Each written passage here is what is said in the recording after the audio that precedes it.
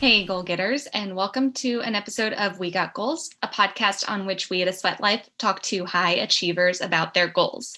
You're not getting a new episode from us this week, but instead, we're going to bring you a rerun of one of our most popular episodes ever that we think is especially relevant right now. You're about to listen to our former colleague Cindy Kuzma interview Tevia Celli, who is the Director of Education at Cycle Bar Franchising, which is one of the most popular spin studios in the nation. And we're thinking about this particular interview this week as group fitness continues to open up in major cities like Chicago, LA, and New York.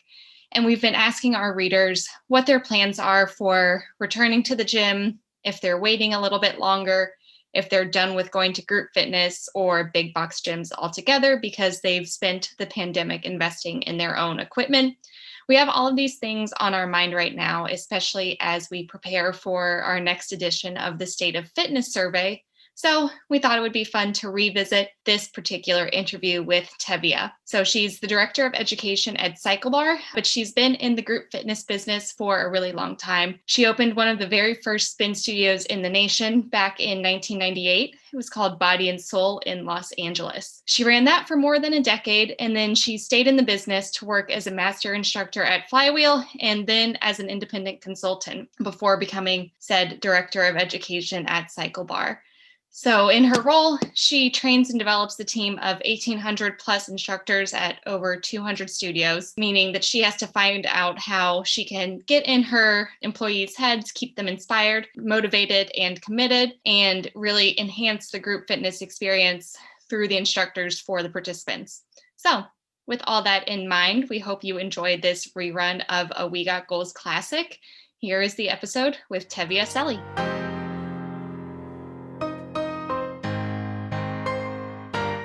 This is Cindy Kuzma on the We Got Goals podcast, and I'm here with Tevia Celli, who is the Director of Training for Cycle Bar Franchising. Tevia, thank you so much for joining us today on the We Got Goals podcast. It is an honor to have you with us. Oh, thank you for having me, and it's an honor to be here. Before we get started, could you tell us just a little bit about who you are and what you do? Well, I am the Director of Training for Cycle Bar Franchising. That's a big job. I have about 1,800 instructors that have gone through our program so far in the last 3 years. So it's a big deal. We train with all of the studios that we have an ongoing training program as well. With every franchise that opens, we help audition and train these instructors for these studios to launch. That does sound like a huge role, but I know you have been in the industry for a long time. And this segment on We Got Goals, we are kind of talking all about being better, faster, and stronger. And we know that the Spin Studio is one place people head to achieve that goal. And we're really excited to have Cycle Bar here in Chicago now. But given that you were truly one of the pioneers of indoor fitness, indoor cycling, and honestly, studio fitness in general, things that today we do have on every corner in a city like Chicago and we kind of take for granted. I wanted to ask, when you started your first studio, Body and Soul, it was back in 1999, right? 1998. 1998. Yes. Would you have imagined what the fitness world would look like today? No, not at all. Not at all. We're in a different, it's so different. I mean, everything changes, right? Evolution of everything. Mm-hmm. But I think people loved the idea of coming together to do something together as a community, and the intimacy that indoor cycling or basically any boutique fitness studio offers. Because when you go into a big box gym, you don't often have that. There's so much going on around you. And so when we walk into studio fitness, there's intimate connections that are made, and you see the same 50, 60 people, day in and day out, and they become a vital part of your life. Mm-hmm. So I think that it took on. Did I ever imagine that it would be yoga, Pilates, bar, stretching? No, never in a million years did I think it would ever come to the level that it is. So I think we're in a very interesting place right now in the boutique fitness world, because I think what has made it so popular is the avenue of workouts at home and that thing, those workouts. Now you can do boot camp at home. Now you can do, you can do indoor cycling at home, which is great. I think it's awesome. But I do think that the trend will always come back to that intimacy that you have in a boutique studio, because at the end of the day, we yearn for connection. Humans yearn for that connection, and they're going to go where that connection is. Well, you mentioned, I mean, obviously, the big change has been so many different options now. So, in a fitness world where there always is something new and a kind of a different way to get better, faster, or stronger, why do you think that indoor cycling specifically has endured? I think indoor cycling specifically becomes a form of active meditation because you're riding to the rhythm of the music. You're sweaty, you're working really hard. You move from a place of having, you walk into a class and you've got all this stuff on your mind. You're weighted, and somewhere pedal stroke after pedal stroke, you're letting that go and becoming present, and it kind of all falls off of you. And so I feel like it's a form of active meditation, and that's the success of indoor cycling, whether it be in studio or at home at doing a Peloton, right? I think that is the greatest thing that indoor cycling does, that it's really hard to get in other workouts. Yeah, and I think when you say that too, it does circle back to your point a little bit of there always being a space for that in studio experience, because I think you're right that you can get that sort of mindfulness in a workout at home, but there's something about physically leaving and going to another space and entering into that with other people that seems like it heightens that to me. Do you think that's the case? I do, and I think that I've been doing this for 21 years now. I mean, it's amazing that I'm so young. Yeah. Kidding. But I've been doing it for so long that I think what I've seen is that sometimes we gather in this community of indoor cycling, and we have our teachers that we love to go take. And week after week, we see the same people, not necessarily people that we would hang out with all the time, Mhm.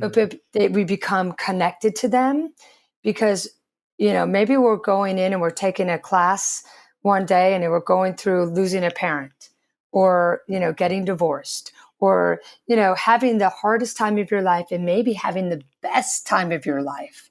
So because you've been in a room with this person, sweating next to them, you're now somehow connected, and you're working through it with someone that might not know what you're going through, but you yet feel supported when you walk in that room. And I think that that's the one thing that boutique fitness does, is that it allows for those human connections that don't necessarily have to translate, hey, let's go have dinner. Mhm. Um, I met my wife in indoor cycling class. People meet. I have some of my best friends actually met in my class, and they got married. So, you do develop these friendships, though, that after years of doing the same thing with some people. Wow, that's amazing. So would you say that sort of connection is kind of what has motivated you to stay in the industry for so long as well? Absolutely.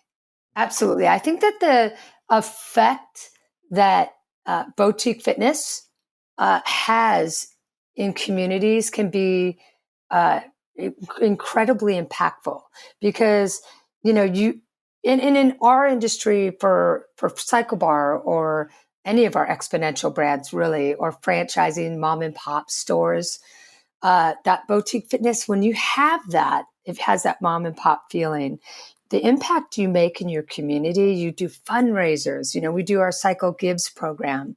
There's so much that you give back, and you become that constant thing that no matter what's going on in your life, whether you're changing jobs, you're getting out of a relationship, something's moving, you have this constant that you can go to.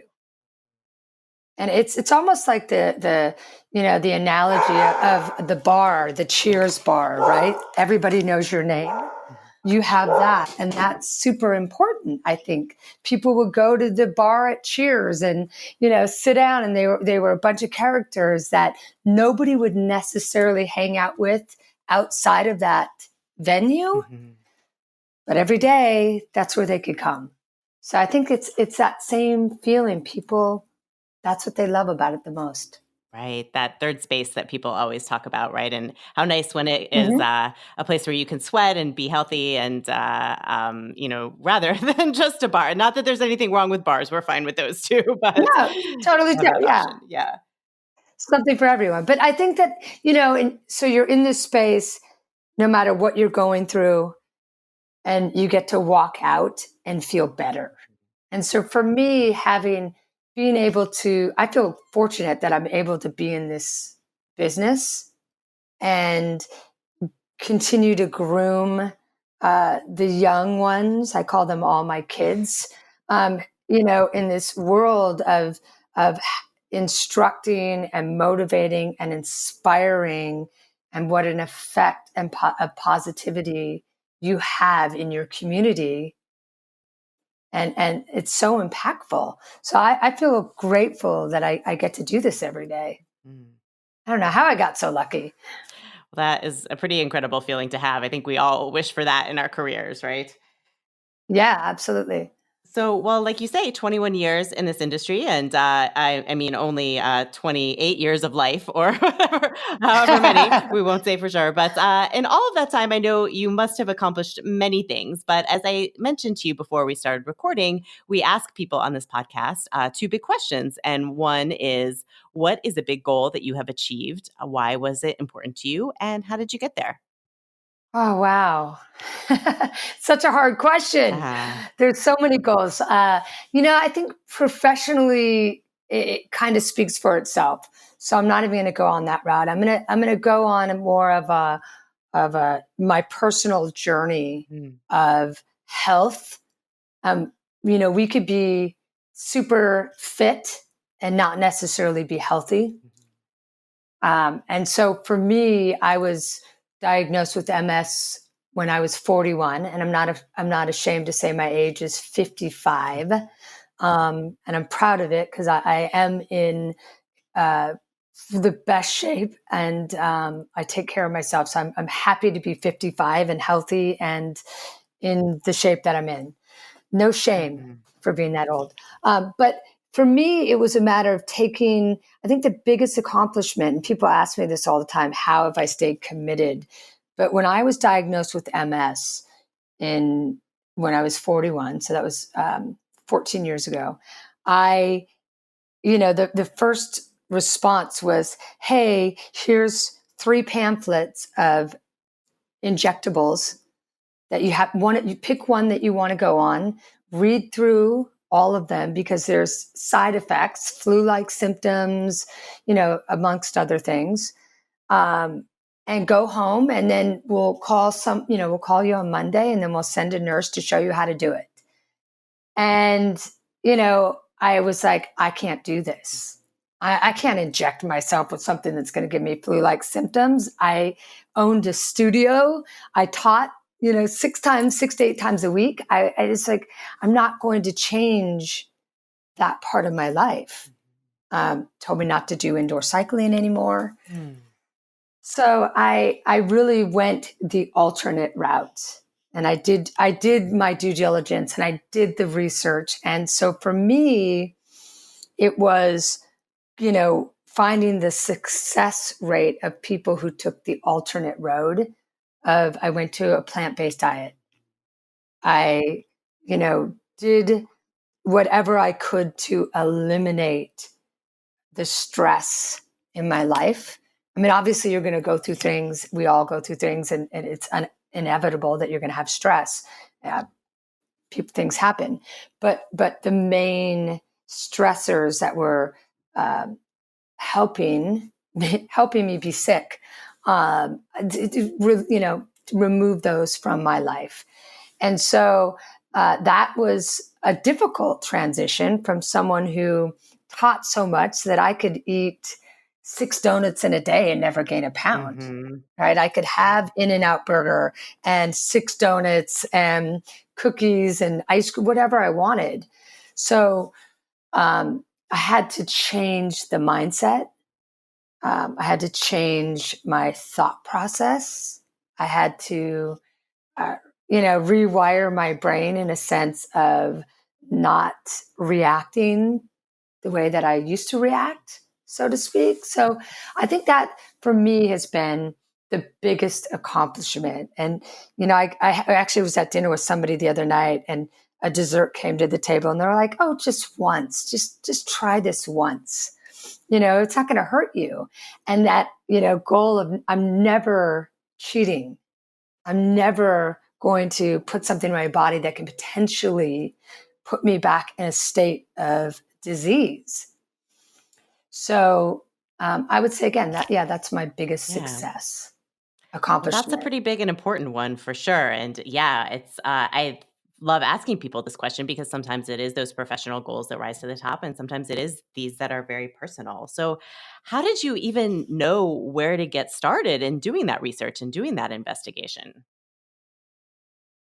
I had a couple people, friends in my life that had suggested, going to a plant-based diet, and that was the way. And grateful that it happened when it happened, and not 10 years earlier when you couldn't get on, and Right. search on the internet. The internet brings us so much knowledge. So I was able to get to uh, the information I needed. And so at Mhm. that point, I thought I'll try this.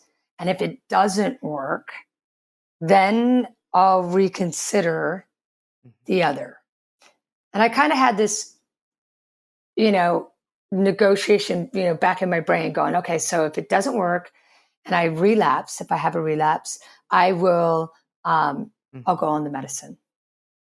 And by, luck, I don't know, luck, will, foods in the right mindset, I think I have been in remission. I haven't had any relapses. So um, that for me has been, it's non-negotiable. I just will always stay in this way. How did you have I mean, I'd imagine that then you maybe had to have this conversation with your physician too, or kind of negotiate that aspect of it, and I think that that's something that can be really challenging for people sometimes is to do your own research and be your own sort of medical advocate. How did that all go, and how did you approach that process? Yeah, that was tough conversations. Um, it's just that this is what I'm going to do. I don't feel comfortable um, going this route right now, and I'll see how it goes, and I'll get back to you. And in the beginning, it took me a while, mind you.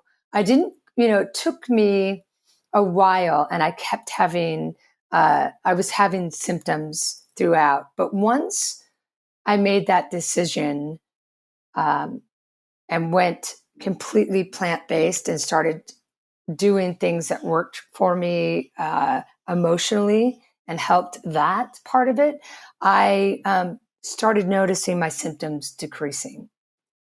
So even I was on the board of trustees for the MS Society, the National MS Society, and I raised a lot of money for them in the very beginning, the first couple years that I was doing this, and it came down to I can't raise money for you unless you start to give money to alternative Mm. research. And I ended up resigning from the board because of it. Um, and I understand, the politics of all of something, they need the money to help fund and take care of people who can't drive and need to get to doctor's appointments, right? So they have to take that drug money. So there is that. And I totally understand that. I'm grateful that they are able to offer the programs that they offer because they do help so many people. But at the time for me, um, it is not, it was not acceptable to keep raising money if we weren't going to go down what was healing my Mm. body. So there's a big disconnect, I think. And, sometimes Western medicine helps a lot, but I think there's just these a range of diseases out there that it's a crapshoot and it doesn't always help. And you might take this medication and it might help with one thing, but it's going to hurt something else. Yeah. Well, and it sounds like you were really smart the way you went about it for yourself and sort of tracking your symptoms and noticing how what you were doing was affecting you. And that probably was a really helpful in your motivation too, as you say, that kind of mindset shift, right? Could you talk a little bit more about how you did continue to change your mindset so that this became a little bit easier for you as you went along? I had to change. It was just a choice. I didn't want to feel, I was having blurred vision. I was having excruciating nerve pain. And once that just started to diminish, I remember the first time I was laying in bed at night and I didn't have these shooting pains. And I was like, oh my God, I, this is working. I'm not having pain. It's amazing. So that from that point on, it was like, I know what I have to do and I'm just going to do it. Um, as far as the eating, the mindset of going through the process of what is weighing me down emotionally, that was it's a whole nother issue of having to go through that stuff. But for me, it was honestly, um, I was going through a really stressful few years with my family, my father and his wife, and there was a lot of issues. He had Alzheimer's, and his wife was just a horrible human being. And quite honestly, it was so toxic because of the stuff that was happening and what she was doing and putting me through. And so I had to make a choice for my health to cut off completely, knowing that I couldn't help my father, but I couldn't stay engaged because it was hurtful, toxic, and causing me so much stress that it was making me sick. And so I had to make some pretty big choices that were really, really hard. Um, and but again, looking back, and I think that it's in this day and age, as we're being more accountable for our health and our well-being, it's not just it's what we put into our body, it's what we allow to take up space in our energy as well. And so really working on that now, for me, it's really making sure that there's meditation, making sure that there's the right people are in my life, making sure that I'm centered and as balanced as I can be, no matter what comes my way. I'm so sorry you had to go through all that, but yeah, it's another project that I work on. It has to do with injury, like sort of the psychological side of sports injuries and other injuries and coming back from that. And I work with a mental skills coach on that, and she talks a lot about that idea of stress being not just a psychological issue, but definitely a physiological process too, and that it really is those other things in our lives really can interfere with our health and our ability to gain anything from our workouts, our ability to get through the day to manage our illnesses. So that it makes so much sense to me that you would sort of take stock of uh, those things that were stressing you and both do what you could to eliminate them when you could, and then also build in sort of balancers, things that balance out the stress that you can't control. Is that kind of how a good way to describe the approach that you took there? Yeah, absolutely. Absolutely. Just trying to be as clean as I can emotionally and physically. The cleanest, like far as my energy. And mind you, it's not, I think we are in a different time. There's so much going on that it's hard not to take on energy that maybe it involves us on a high, on a level, but it's hard not to take it personal, right? We're in a state of our country that's a little crazy right now, so definitely difficult. How do we not take on the stress of the world yet be a solution, be part of the solution? And so I think a lot of that becomes, more of not complaining about things, not blaming people, but how do I impact, and make and be part of the change? So it becomes more about empowering rather than about blaming and hating, and taking it more on personally, like of how can I do it in a positive way? Right. Yeah. Another way I've heard this described is that like managing your stress is sort of like a way of living your values almost. It's like putting those things into your life that are meaningful to you. And that allows you to be the person who can continue to make positive change in the world. Absolutely. I agree. So, wow. Well, that is just an incredible personal story. And, when you're doing your important work there with Cycle Bar and kind of, as you say, work with 1,800 instructors across the country and in some other countries too, how do you kind of take that approach to education and to training instructors? I mean, is there sort of like something about that personal experience that helps you set a framework for how those people can develop and learn and grow?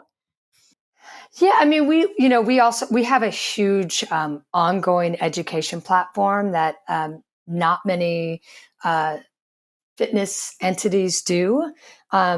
So we actually do these CycleStar U events where we people from all over fly in, and we my master instructor team and myself, we lead these events. And a lot of what we do, and even in the process of our boot camps that we do, and we have another ongoing engagement where we communicate with all the cycle stars in a forum, is that we want people to be authentic, right? And to really use what they go through. It does it all. It's like you don't want to be negative up on the bike, right? So if you're going through something negative, spin it, no pun intended, positively, right? Like I'm, going through something right now, whatever it is. Like I understand how hard it is to get here some days. It's hard for me too. Whatever it is, we want people to be authentic, and we want them, so really that's uh, my goal with all these instructors, is to come for them to go into their studios and be authentic, be inspirational, be change makers by, creating positive change makers in their community, and just take a lot. The workout's a given, right? We have a great workout. You're going to get a great workout if you go to a cycle bar. We have a couple ride formats that they're challenging. The workout's a given, but the experience, the opportunity to give an experience and inspire someone, no matter where they are in their day, to be better than they were when they walked through the doors into that room, is huge, and to not take it lightly. So that's kind of always what my messaging is to these kids. The kids, I do love that you call them that. How do you go about? I mean, that seems like again such a powerful message, but a challenging one to maintain across so much like space and time, and so many different areas of the country that people are. How like systematically, how do you work to build that in on a regular basis, even when people kind of aren't in, that space of having that, when they're not at Cycle Star U? Well, we do have a forum that my master instructor team, we post topics a couple times a week. And so we're constantly, the goal is to constantly inspire them so that they can constantly be inspiring. And they're inspired, they're going to go out and be inspired or inspiring to their people in their classes. And so we do that. And also, I've been very fortunate because of the longevity I've had in this business that I have a stellar master instructor team. A lot of them, have come from, Flywheel or Soul Cycle and, that I've known for several years. So I've got this team that is like-minded. So if it's not me going out there, or they're going out there and doing this. So we're all we're all doing the same thing. So it's an incredible goal to have all of your instructors kind of molded in that shape. How do you track and measure that? It seems like such a weird question, but if we talk about goals, like we often think about what we measure and like, how do you know if you're successful in that? Attrition. By the numbers. I think for us as a brand, I think we do really well. And you get that, you see numbers. We do a feedback email. So after every class, people, can fill out a survey and there's specific questions. And we get feedback that way. We secret shop. We're a big company, right? So we do secret shop and make sure that certain things are happening and that, usually comes back positive. So for the most part, I think for us, I realized, obviously having as many studios as we have, coming from another brand that only had at the time 40 studios. When I left it, to go into now, I think we're at 180 open studios. It's a different ball game, right? So it's what I realized as we hit that 100 mark was that I have to figure out a way to stay in these people's heads and keep them inspired and motivated and committed to our brand. And that's why we came up with CycleStar U. That's why I created that. That's why I created the forum where we post content and we stay connected. I love that vision of you kind of staying in their head. Being that person to continue sharing that idea and those stories. Yeah, it's super important, I think. And, it's because as we grow at the end of the year, we're going to have well over 200 studios open. And as we get into the first quarter of next year, we'll probably be closer to 250. So, that's the only way to keep your kids in check is to keep them accountable by being accountable to them and constantly giving them information. Right. So what kind of information do they find there? So we might do different ways to do, a jog, different ways to do choreography or intervals, with just different stuff that we like to do. And we also like to take the senior master instructor team and we do a 3-day weekend where people, again, fly all over. And those events sell out within an hour every time they go up. We just did one last Friday where we put it up and within an hour, it was sold out with 38 people on the wait list. Oh my gosh.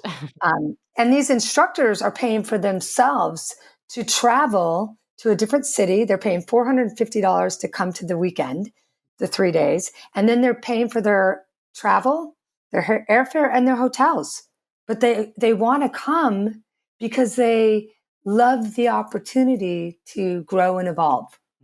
And so we're really big on that as a brand. And I think that that's one way. And I think that they stay connected to it and we're able to keep them inspired.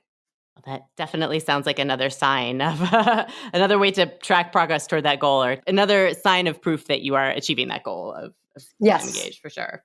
Well, you mentioned that the ongoing growth of Cycle Bar too, and which does kind of lead me to the other big question we ask on the show about the future. So again, this can be personal or professional, but what is a big goal that you have for the future, and how do you plan to make it happen? Boy, I've got lots of plans. No, with Cycle Bar, I mean, look, we're growing. We're growing. We're just growing, and we're going to get bigger. And we are actually the largest indoor cycling brand out there right now. And I no doubt that we're going to continue to dominate that.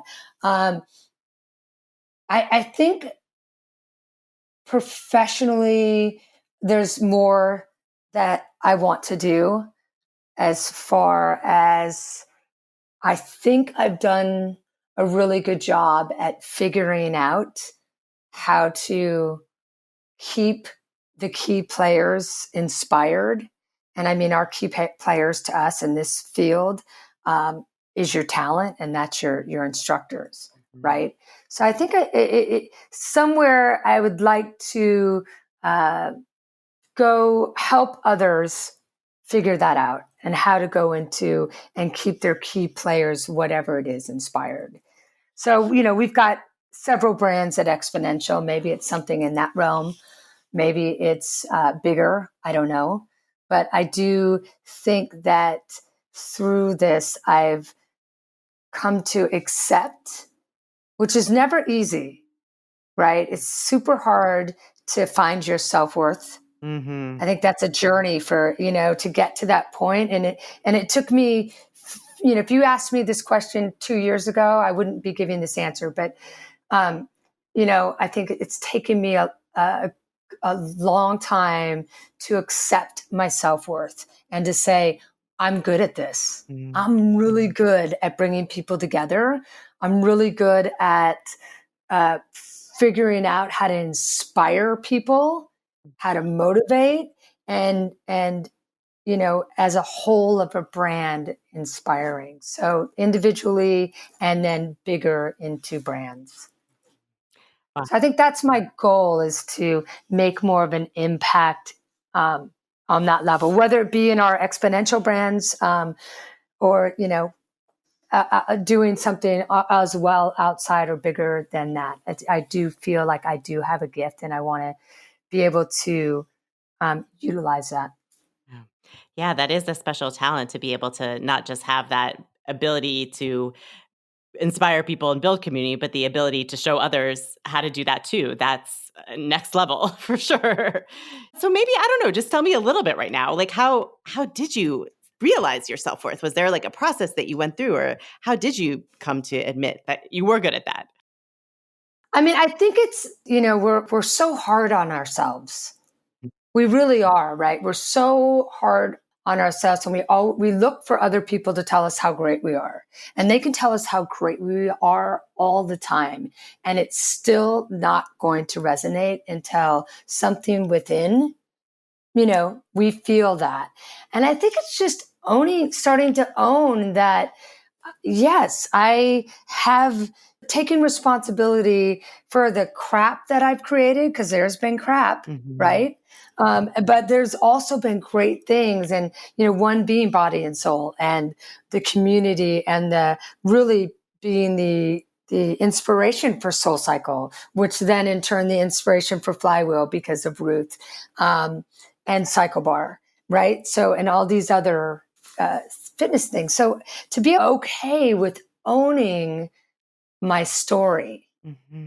And yeah, I've done a lot of great things, because sometimes we harp on the mistakes more than the victories. And then you have to do that inventory, right? So there's work you got to do. I'm a big proponent of therapy and, meditation, and, really looking at how I create my environment, and all the things that come my way as opportunities for growth.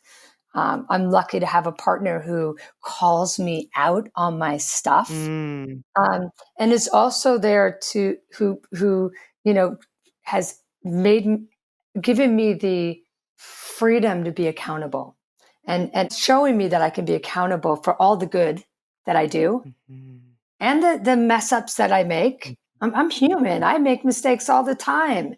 As a parent, oh my God, the hardest job I have is as a parent. It's never easy. And so I think giving yourself permission to have your failures, but really celebrating your victories. And I think that finding that what you're good at, it's okay to say, I'm really good at this. And it doesn't mean that you're egotistical. Doesn't mean that you have an ego. And if you ask, I have some of the biggest names on my senior master instructor team. And I think that they have all said that one of the greatest things about working with me is that I have no ego. I don't think I'm better than them. I'm not better than them. There's some instructors that are not even master instructors that might be better than me, right? As an instructor.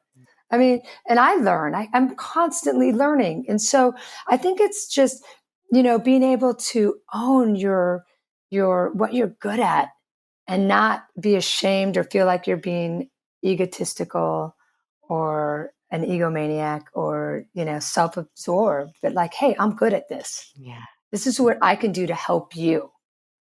It's so interesting because so often on this podcast, we do have entrepreneurs and other really successful people, and they often are very forthcoming about their failures. And I think that that's correlated, like you say, to being also able to like objectively assess your success, that you can view both through the lens of these are things that are true and the failures are not, not taking either of them so personally that they allow you to kind of cloud your vision of what you're capable of.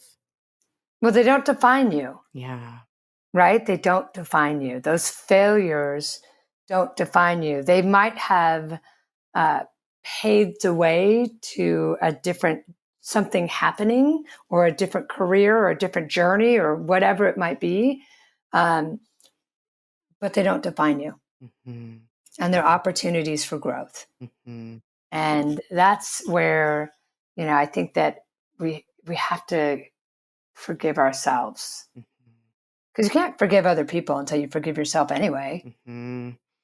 Right. And that's not a weakness, that's just a growth mindset is to be able to do that. Absolutely. Yeah. Well, I think that's a excellent like tie into our like kind of better, faster, stronger motto for this quarter. It's like sometimes that is not just about pushing through as fast and as furious as you can. It's like really being thoughtful about the ways to make yourself a better human being in addition to just a stronger athlete. Yeah. And how do I not go down that road that leads me to those things that didn't serve me well or that I wasn't the best version of me? So how do I do this differently so that I can be a better version of me instead of being that version that I look at that I don't want to ever be again? And that is, it can go in that, healing and a physical injury. Like, how do I get to there? I don't work out 7 times a week without stretching. Right. Or I don't, if I'm sick, I don't feel well. I give myself permission to heal, permission to heal. And I think permission to heal is mentally, physically, spiritually. Love that so much. Well, in the meantime, Tevia, I can't thank you enough for joining us on We Got Goals today. As you say, CycleBar is growing so fast, and there are so many new studios everywhere all the time. What's the best way for people to keep tabs on what's happening there and also to follow what you're doing at CycleBar? So you can obviously go to cyclebar.com, our website. We're on Instagram, Twitter, Facebook, all of our studios, but the main at CycleBar for Instagram and Twitter. For me, because I'm old, social media, I try really hard, but it's not my forte. But I am on at Tevia Celli on Instagram, so you can follow me on Instagram. Incredible. Well, thank you again for joining us and for sharing both your personal and professional successes. And we wish you all the best and continued good health for sure. Great. Thank you so much for having me, Cindy. I appreciate it. Girl, I said I'll be on the road. I'll be back. I'm just reaching for a goal. So don't be upset when I'm not around. Just know I'll be back, so no need to frown. This podcast is a sweatlife.com production. And it's another thing that's better with friends. So please share it with yours. You can subscribe anywhere you get your podcasts. And if you have a chance to leave us a rating or review while you're there. We would so appreciate it. That helps other goal getters find the show. Special thanks to Jay Mono for our theme music, to our guest this week, Tevia Celli, to Ryan Deffett for editing, and of course, tons of gratitude to you, our listeners.